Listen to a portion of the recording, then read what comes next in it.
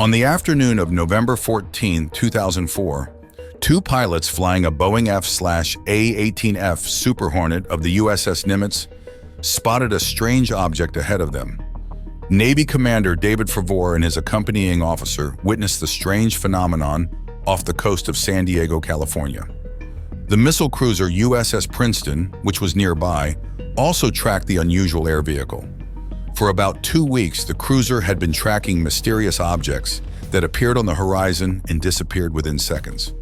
They were capable of suddenly appearing at 80,000 feet before falling into the sea, and then reappearing at 20,000 feet in mere seconds.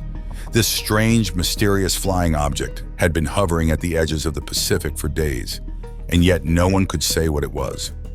Fravore and his colleague Dietrich are called to investigate the phenomenon during training and are not disappointed. They were able to witness its erratic flight for at least 5 minutes.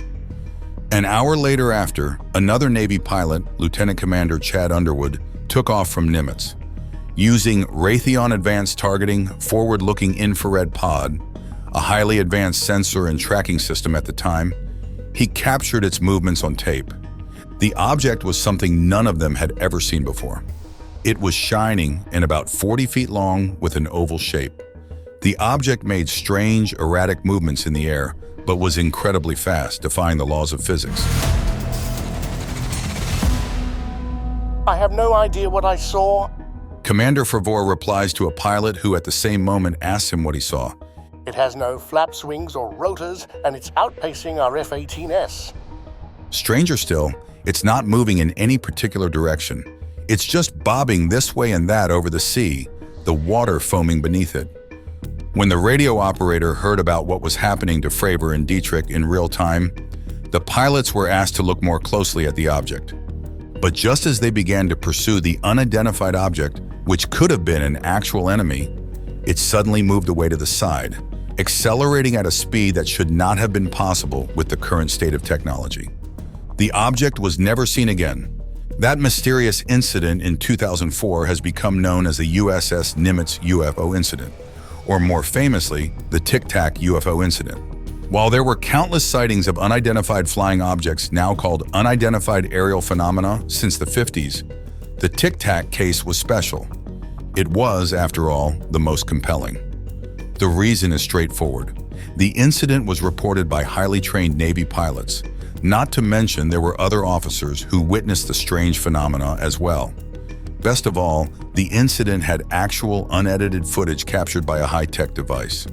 However, despite the numerous witnesses and evidence of the UAP sightings, the case remained unsolved, never taken seriously. After going back to the Nimitz, Fravore, Dietrich, and the rest of the group were only debriefed. Worse, they were made fun of. Even when the video was leaked in 2017 and was officially released by Pentagon in 2020, the US government still flatly denied the existence of aliens. While they confirmed that the videos were authentic, they maintained that they weren't proof of extraterrestrials visiting our planet. Their official stance, as expected, was that it was an unknown aircraft that surely originated from Earth. Well, that is what they say in public, at least. Because you see, the FLIR 1 video may have been released by the Pentagon, but it was first leaked by Luis Elizondo, a former Department of Defense employee who also had been part of the Advanced Aerospace Threat Identification Program, which was wait for it, a very real funded program within the US government that studies UFOs. While Elizondo's involvement with the AATIP is controversial, to say the least, the program itself was now confirmed. With a budget of $22 million and backed by Senator Harry Reid, AATIP ran for 5 years.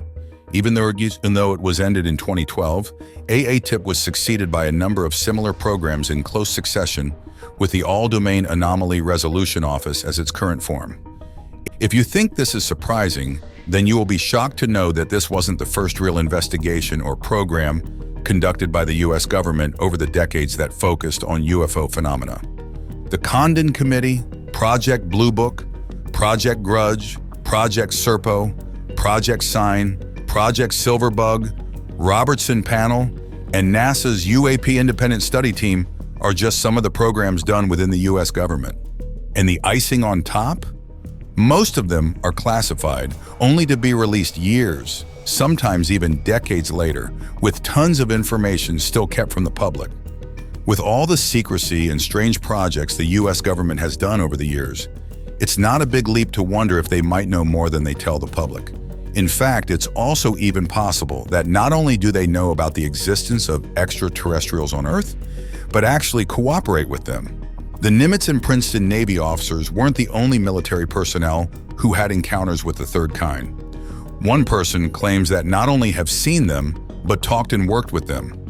Meet Charles James Hall. Born on November 9, 1944, in rural Wisconsin, James Hall was enlisted in the United States Air Force at the age of 20. Only about a year later, Hall was deployed to Nellis Air Force Base, just outside Las Vegas. An intelligent and energetic fresh new officer, Hall was instead assigned as a weather observer in Indian Springs gunnery ranges, about 100 miles away from Area 51. Hall found it a bit strange why he was assigned to Nellis. However, he would soon find out why. At Nellis, he was immediately trained to perform the tasks of a weather observer. It was routine and a bit tedious work, but the pay was good, and Hall got used to it. Only it wouldn't last long. Hall soon began to hear of strange happenings in Nellis, especially a ghost horse that was constantly seen walking around Indiana Springs during the summer.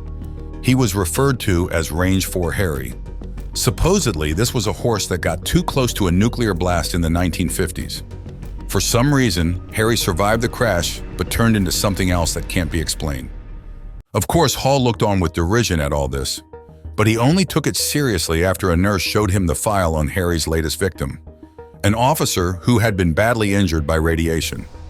Not long after, Hall was assigned to Range 4, the weather station that Harry supposedly haunted.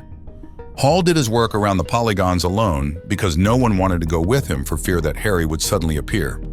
For months, nothing of note happened, until one day.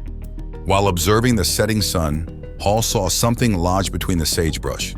It was moving as if writhing away from being stuck in the thick clump of arid shrubbery. It had bright white fur, which was unusual for animals in that area.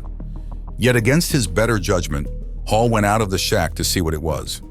It wasn't an animal in distress. Thankfully, it wasn't also Range 4 Harry. Instead, he saw a child. And yet the child was somehow different.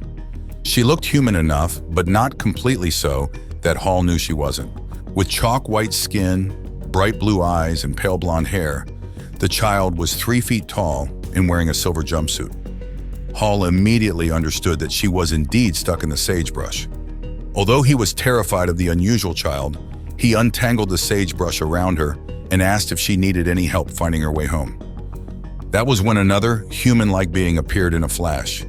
This time, it was a tall man, and he was charging towards him. Hall immediately locked himself inside the shack for a bit. He waited until the strange beings left, then headed back to the base.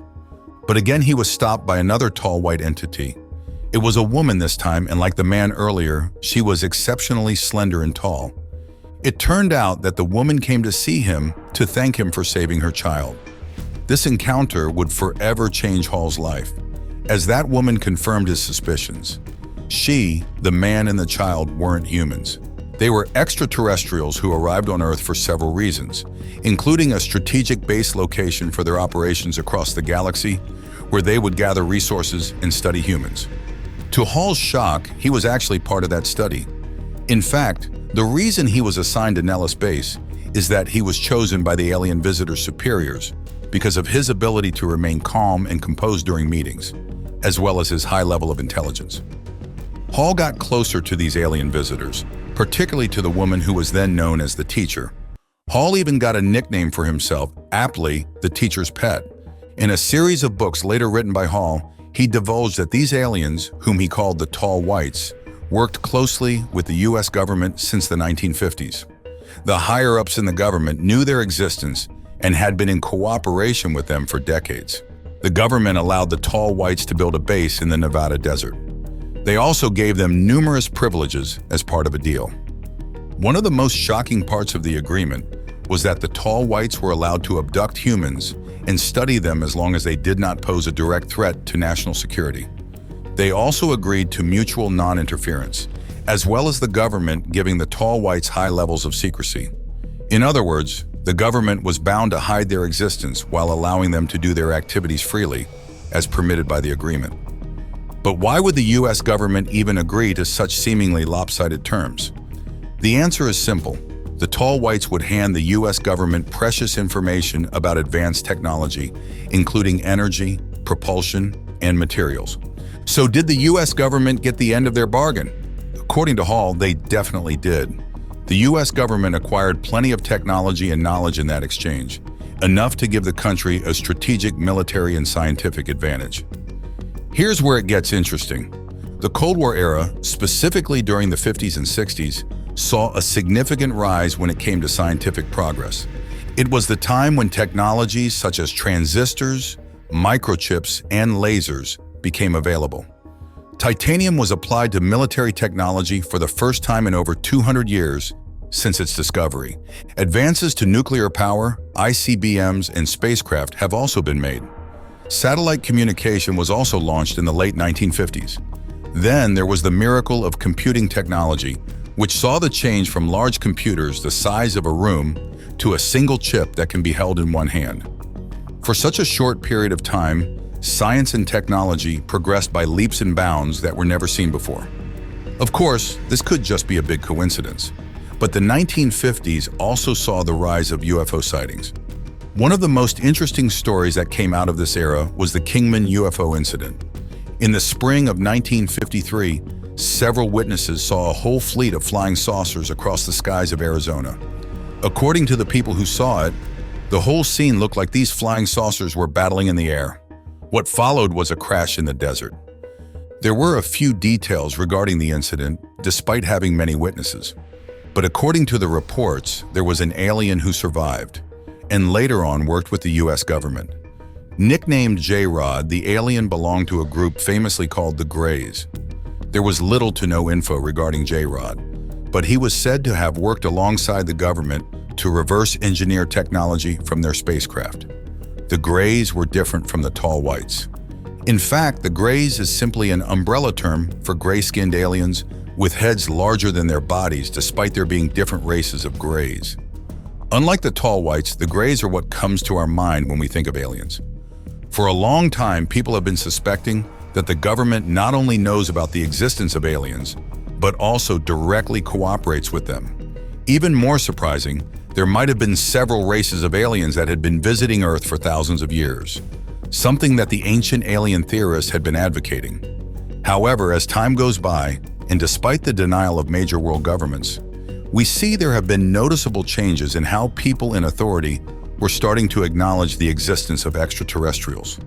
Former Canadian Defense Minister Paul Hellyer was so far the highest-ranking government official who publicly acknowledged the reality of aliens. In fact, he even spoke about the tall whites in one speech. Other countries are also making efforts to study aliens, including the UK, France, Russia, Chile, and possibly China.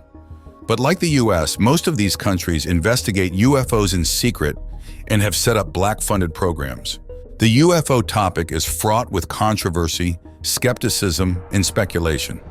If the government of the United States or of any other country knows of their existence and is secretly working with them, why does it continue to deny them?